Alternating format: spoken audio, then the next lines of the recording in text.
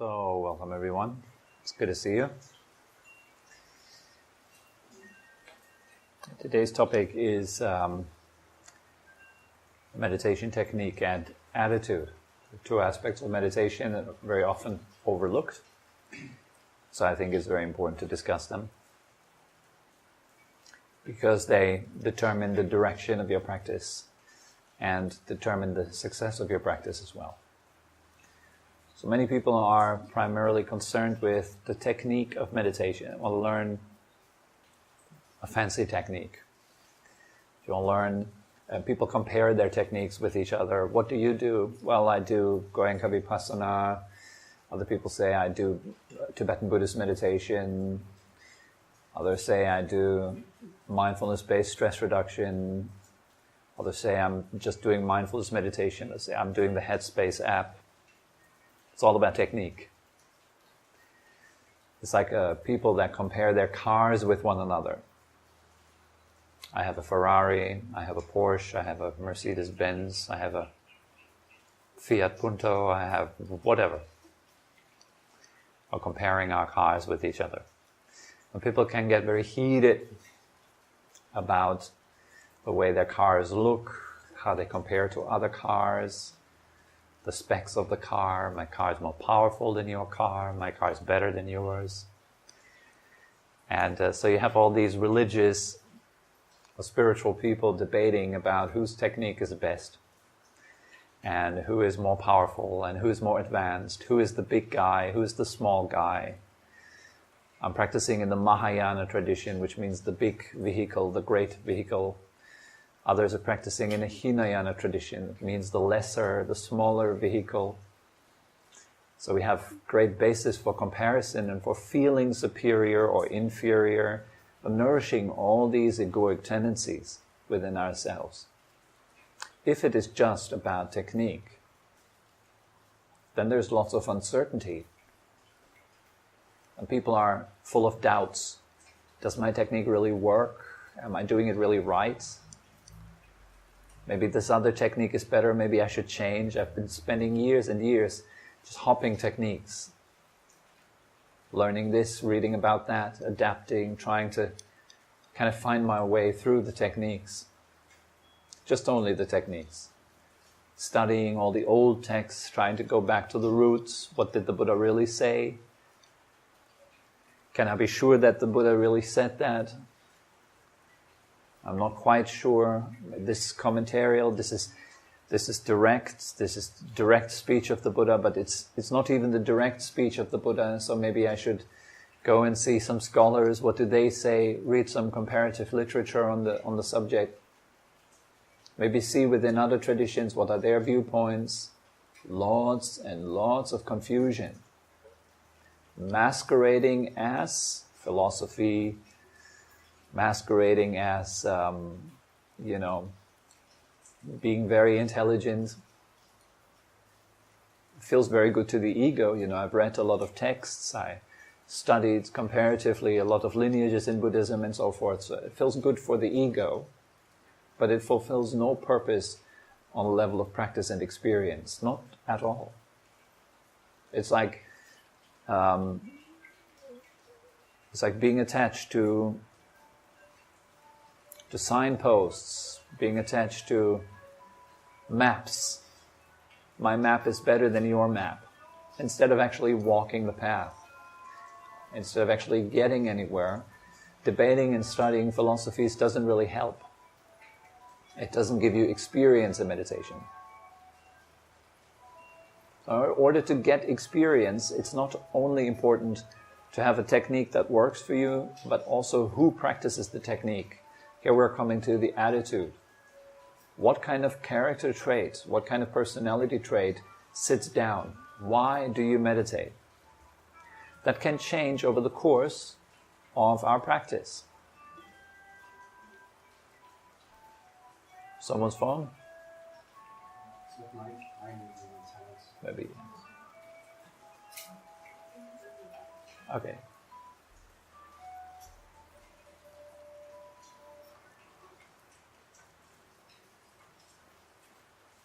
So the attitude of the technique is really important.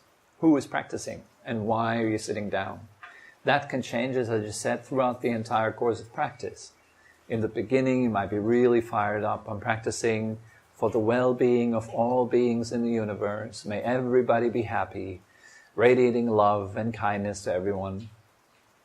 And then you're getting bothered by a fly doing that practice. It's like, I can't be peaceful. Why doesn't that fly just leave me alone? Then your attitude, your character changes, and with it, the technique. With it, the practice changes. Almost like, in the beginning you have this really skilled driver, and then slowly as he goes and sits in his car and starts driving, he's drinking a few beers and is getting more and more drunk. Then the driving will change. Right? So the car is then not relevant anymore. You can have the most fancy, most fast car, but if the driver, the attitude, the character behind the driving changes, not only does the direction change, but also the state of the car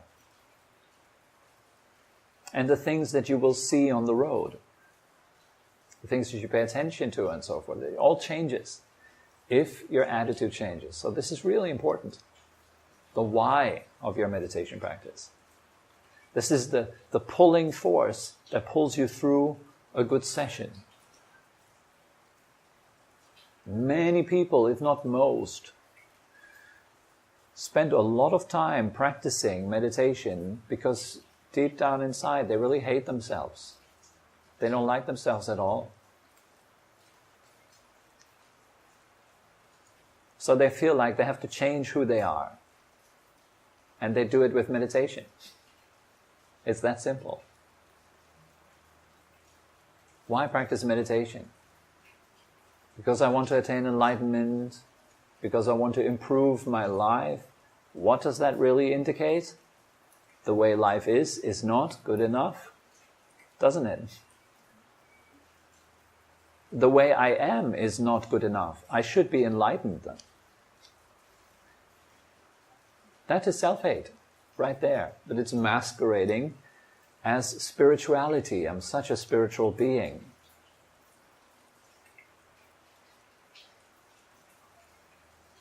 But the truth behind all of that can be very, very hidden. Even you really think you do it for all the right reasons and so forth. And turns out a few years later you find out all by yourself, oh, I've been sitting down all the time because I really didn't like myself.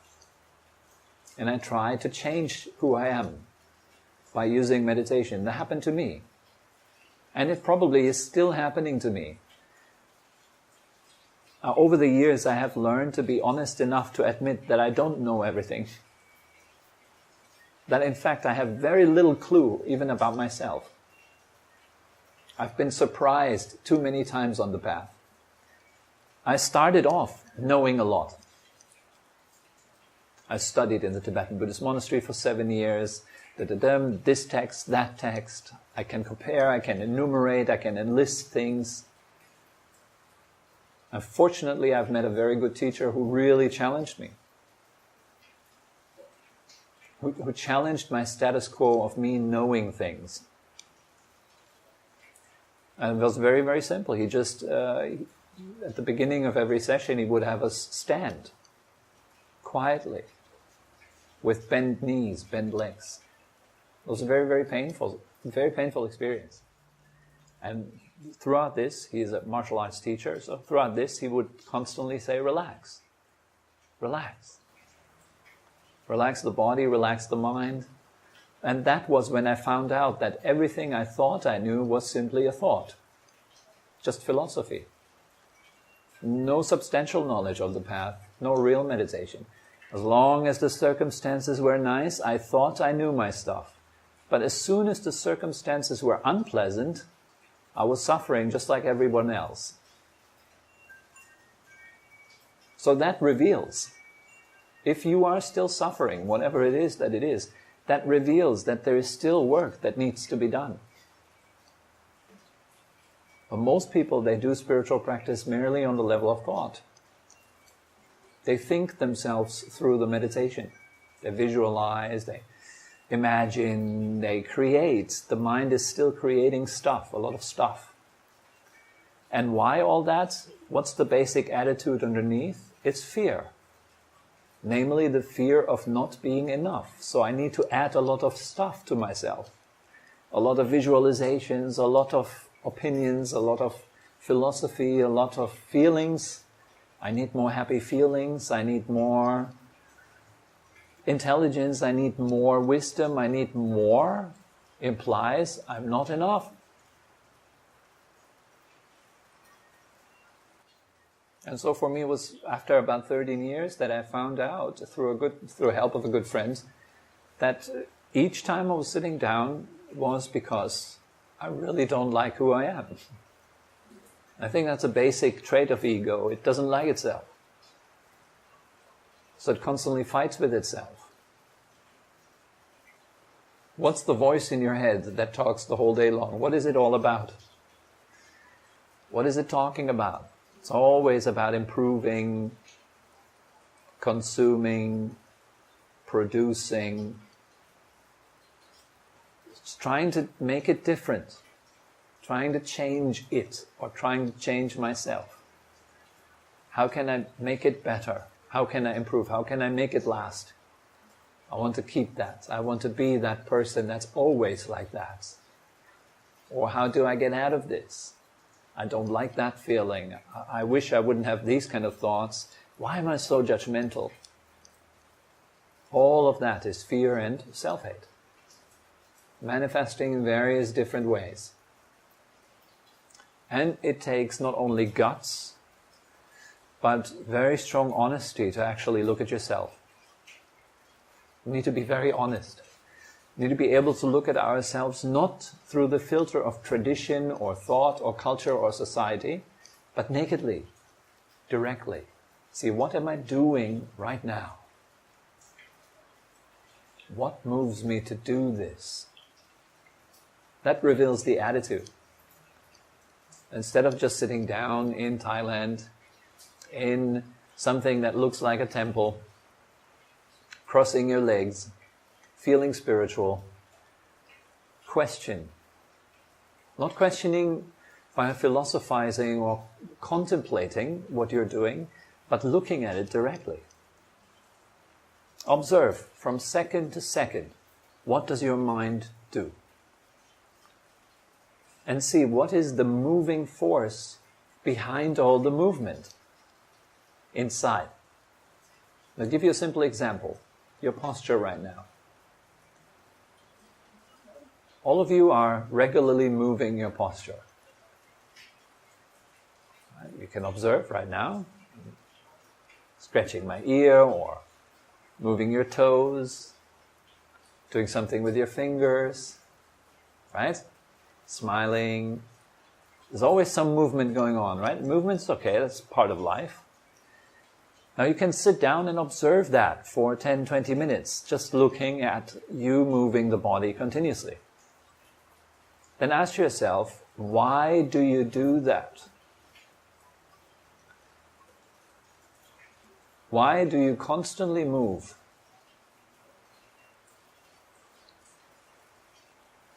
What's the answer to that? It's pretty simple.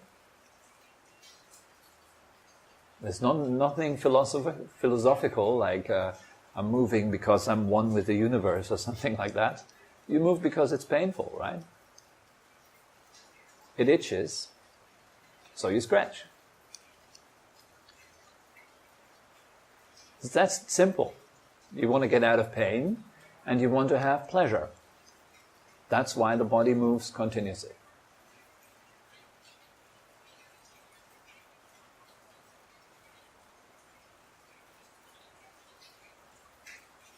And now that same principle is valid for the mind. The mind is, just like the body, constantly moving, looking for something. That's basically what the mind does, right? It's constantly looking for something. It wants to be entertained with something. It wants to do something. It's all about doing. And also that is nothing to believe in. I'm not giving you stuff to believe in. I hardly ever do that. There are a few things that require a bit of faith, yes, but this is not one of them. That simply requires honest observation. Meaning you're not looking at yourself from the standpoint of a cultural conditioning. I'm doing this because I've been blessed by God to do it. That's something that we have learned. We have learned to say these things. We don't know that directly. But what we can know directly for ourselves from our own experience is, well, there's pain. It makes me move. It makes me change. And you will find the same is true for the mind, precisely the same. The mind is constantly looking for something. Why does it do that? Because it constantly experiences itself as stressful, restless. That is again nothing to be proven to you. I don't have to prove that to you. You can see for yourself.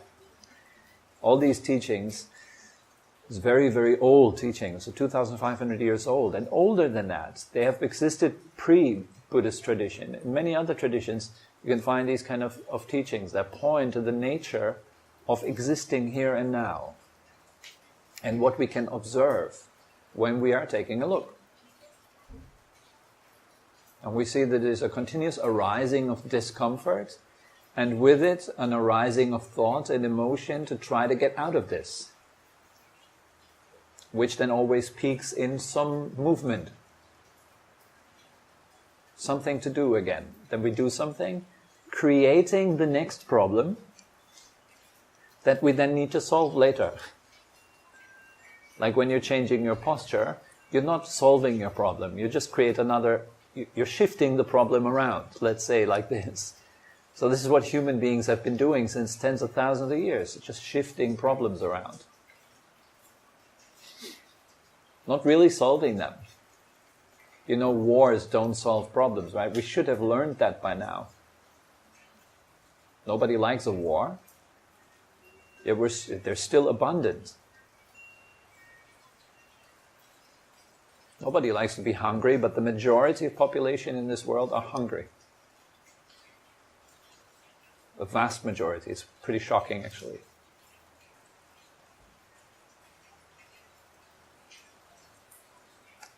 So, how comes that this doesn't change? Right now we are observing all the refugees going into Europe, for example. I'm from Germany, so there's all the refugees now coming into Europe. Things are constantly shifting. If you look at the way countries are born and dissolve over the centuries, there's this very good graphic you can watch online. You can see the whole world map changing over the centuries, fast forward. It's constantly moving and buzzing. Countries' borders are expanding, contracting. That's all war. Human beings fighting for something, trying to be at ease, trying to be peaceful, trying to find peace by changing circumstances. But can you find peace by changing circumstances? That's like saying, I can find ultimate peace by finding the right body posture. Good luck with that. You will not find the right body posture because it's not the nature of the body to be without pain. Not moving means death. A body that doesn't move is dead. There's no pain in that body. But as long as we're alive, pain is part of the duality of life. Like birth and death. They belong together. It's one thing.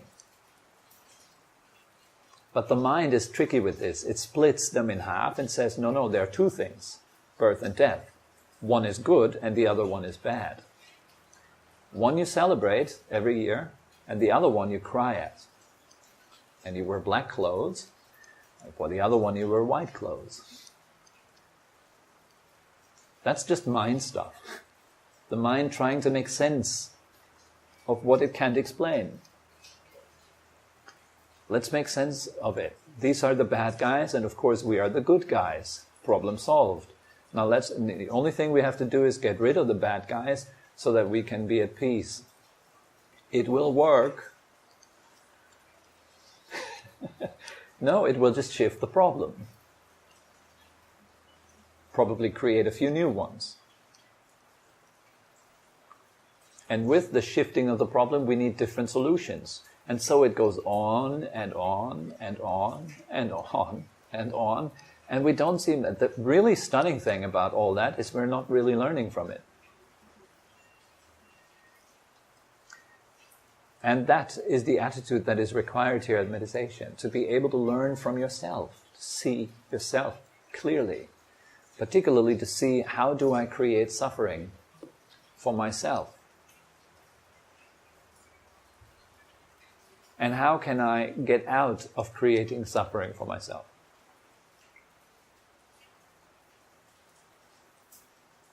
And that then, in turn, that's a gift for the world. That's one person less that's stressed. 7.5 billion people or something like that. One person less that's stressed. That's already quite good. Now, if more people would decide, all right, I see that I still carry anger, I still carry frustration, I still carry fear, and all it takes is a little push of a button and there it is. I explode angrily. If someone disagrees with me, if somebody doesn't do what I want them to do, I immediately explode, so I'm not that different from other people. But that's what it would take. It would take people looking at themselves and finding peace within themselves for the world to become a peaceful place. But by going around and forcing people to be peaceful, does that work? Is that the right attitude that leads to peace? I know what peace is, and you should follow me. That creates resistance. Not peace. We have the ultimate truth. And if you don't believe us, we will kill you. But if you do believe us, peace is all yours. Yeah, come on. Doesn't work. And it's just super obvious. It should have been obvious for all these centuries and millennia that were there. It's human beings just doing what human beings do. Peace is not in circumstances. It's not in other people. Happiness, love, kindness, gratitude, it's not elsewhere. It's within you. And here we're coming to our duty as a human being. I think it's one of the primary duties is to find peace within yourself. So you have a meaningful thing to share with other human beings. Namely, the absence of violence, the absence of aggression.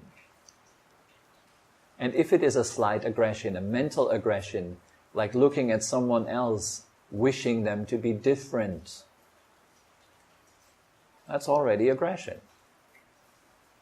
It's subtle, it's mental, no one really sees it, but that's at the root of all problems in this world. That's this attitude, right? So attitude is super important. Now translating that to yourself, most human beings are within themselves at war within themselves. They don't like themselves, so they're constantly busy trying to manage, to fix, to govern, to change what they see inside. I shouldn't have these thoughts. I should always have happy thoughts. I shouldn't have this emotion. I'm spiritual, I shouldn't be angry. Well, but I am. There is anger. There's so many people on the spiritual path, it's incredible, who are denying that they're angry. That creates a very funny situations. So you have all these people with the mala beads and like looking really spiritual, walking really nicely, talking very softly, and you can feel inside they're like boiling sometimes. You know, if you disagree with them, you say something they don't like or something like this, they're angry, and it's okay, it's normal to be angry, we're all human beings, right? It's not about denying aspects of yourself, trying to be some angelic, perfect, polished sort of self that walks this planet Earth, being admired by everyone for how spiritual and peaceful you are. It's not about that. It's about honestly seeing what is as it is. The Buddha calls that suchness, tatata. It's a funny word, tatata. It means it is such. Well, how is it? It is such. It is like this. What does it mean? Don't make a meaning. If you ask 1,000 experts what it means, you get 1,000 answers, 1,000 meanings. Why construct meaning? Instead, all the emphasis is on seeing, not on creating, not on mentally fabricating stuff. Like it means this, or no, I disagree, it means this. Yep, you have another war going on. That's not peaceful anymore. Why not just see what it is? Just a feeling, for example. I might feel something in my heart. I do practice, and then there is a feeling arising in the heart, naturally. I'm not fabricating it, I'm not doing anything to it. It just arises a feeling in the heart, a pleasurable feeling. But that's that, it's just that. It's a pleasurable feeling that arises in the heart. But the mind does other things with it. It says, whoa, that's the next level. Your heart chakra is opening. Now you're slowly deepening your meditation practice. You're getting somewhere. That's the problem. But this is all made up. It's thinking. It's not reality. It is thinking. And most people have difficulty seeing that. They cannot see that they're thinking it all up. But when we're talking about reality or truthfulness, we have to go beyond thought, beyond constructing realities. Again, this is all experiential. What happens when you stop thinking, stop making words, stop labeling? Then who are you then? What is truth then? That's where it's getting interesting, because here is where we stop nourishing ego. We stop nourishing self. We stop fabricating and creating a me that has made it. Now I made it, I opened my heart chakra. What's the fact is, I never did anything, it just happened. Just a feeling in the heart, that's it. Now I did it, I made it. Trouble, that's trouble, already trouble. Already way too much. So the right view in this attitude, we can say, is having no view. As my teacher said recently, no view is right view.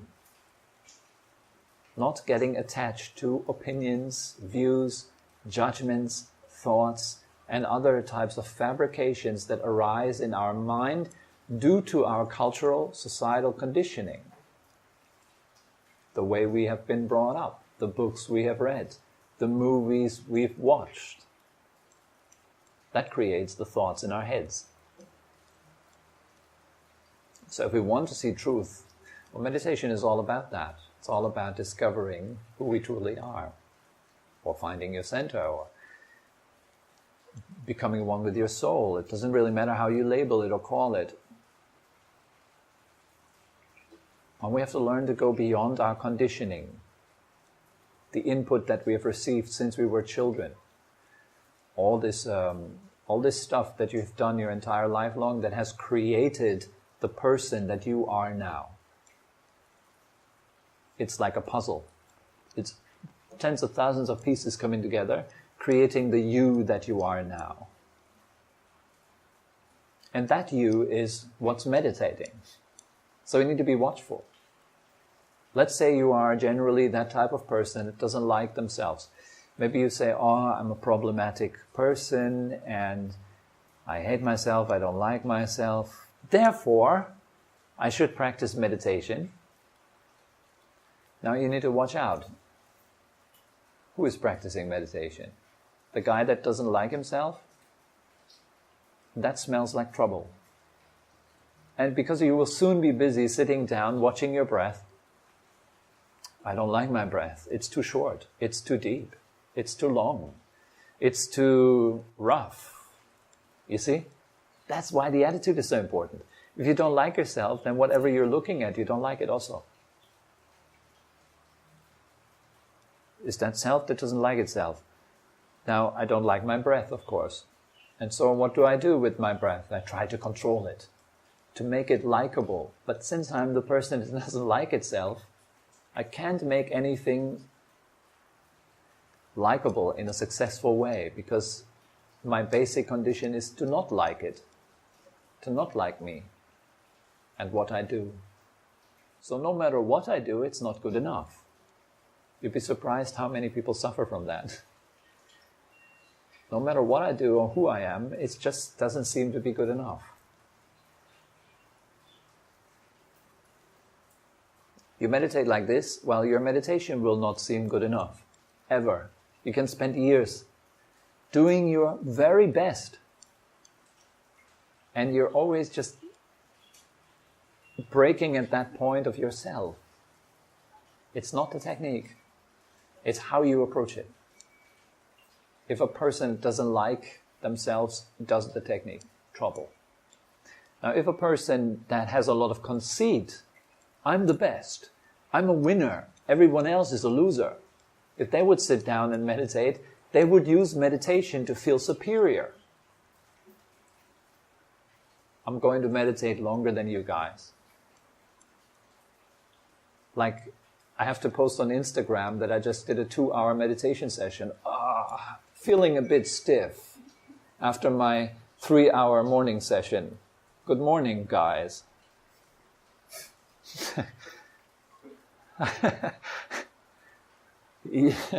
It's this kind of thing. Like, I'm using spirituality as a means to get attention and love. That's another one. Maybe I don't like myself, so I try to get attention and love from other sources, which then, by the way, also again is never going to be enough. So you have to do more and more and more and more and more. After a while you will feel you have to do 5 hours to be worth anything. And you ruin your body and you ruin your mind on the way, and then it's like, see, I told you, I'm just not good enough, I can't do it.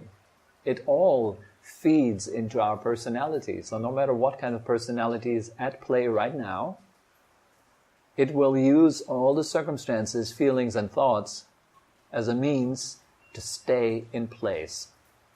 It wants to be alive. If it's an angry personality, it seeks to stay alive as long as possible until there's nothing to feed on anymore, then it slowly starves back into peace. And so we need to watch out what kind of personality is meditating right now. So in the beginning of the session, that's always what we do. That's the section after correcting your posture, relaxing, taking a few deep breaths, then gently smile with your lips and your eyes, receiving yourself with friendliness, kindness and warmth. The ideal condition for meditation.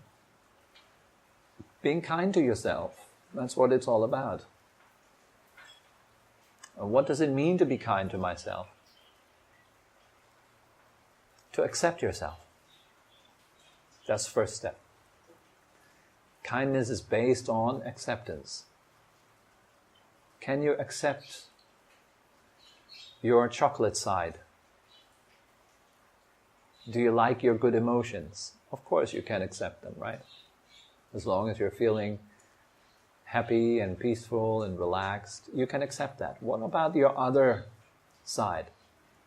The dark side.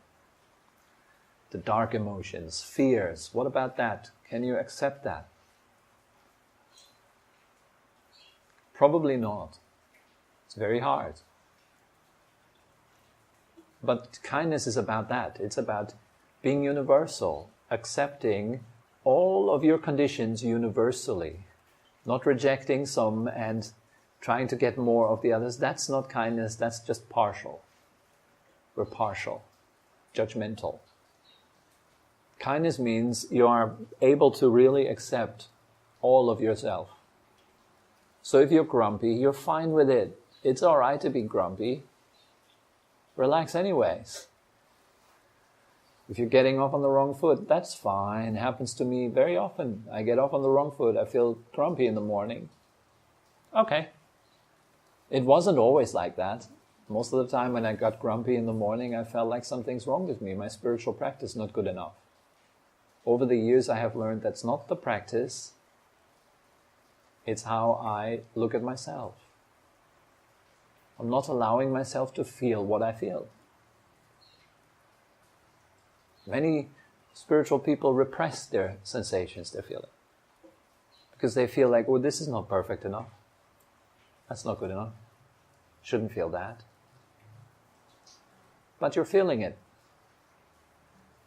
Why?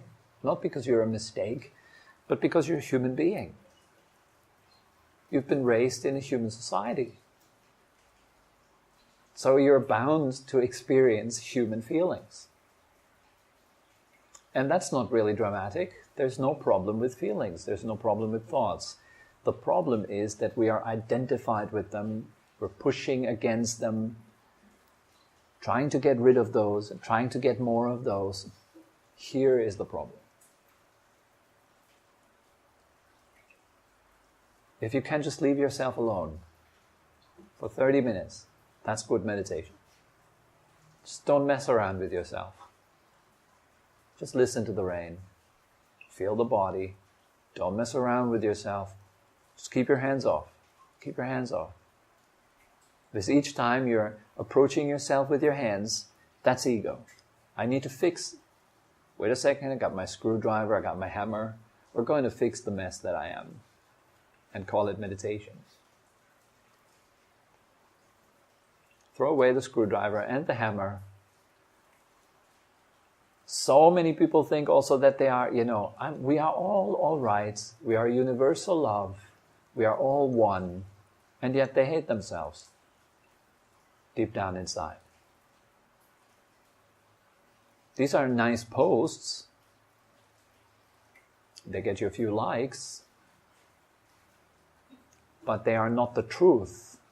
They are not honest, as so many posts are. They're merely like a facade to enhance ego. Like, here's me in the Philippines, here's me in Phuket, here's me with the big Buddha, here's me in front of the ocean.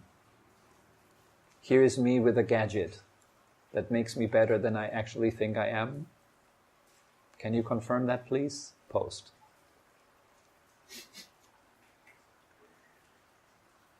So much of the gadgets and technology is serving exactly that attitude. Not good enough. Here's another filter. Here's another color enhancement. Another widget, another whatever. To make you more into what you should be, right? Not into who you are. The world doesn't like truth. We're averse to truth. We try to dress it up. We try to always be happy, but that's not true. We're not always happy. It took me a long time to learn that. I've read it in books, and I taught it to people, and yet I didn't like myself. And I couldn't agree with who I was. That's a big step. For me, it's a big step to be okay with anger, to be okay with all the feelings that I have.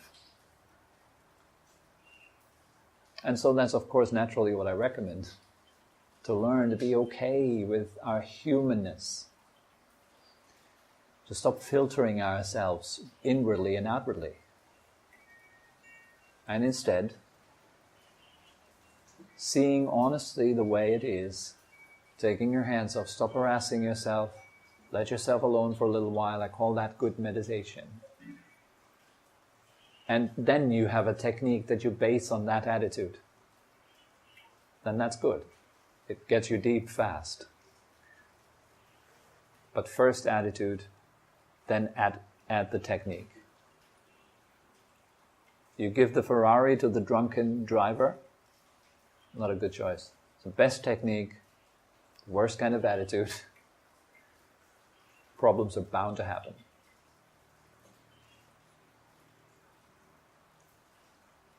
So if we're all still drunk, maybe we're doing better to walk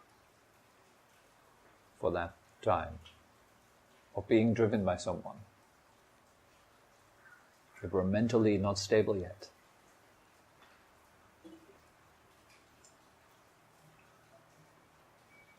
So technique and attitude, that's all that comes to mind for these two. They're very, very important facets of the path, that's for sure.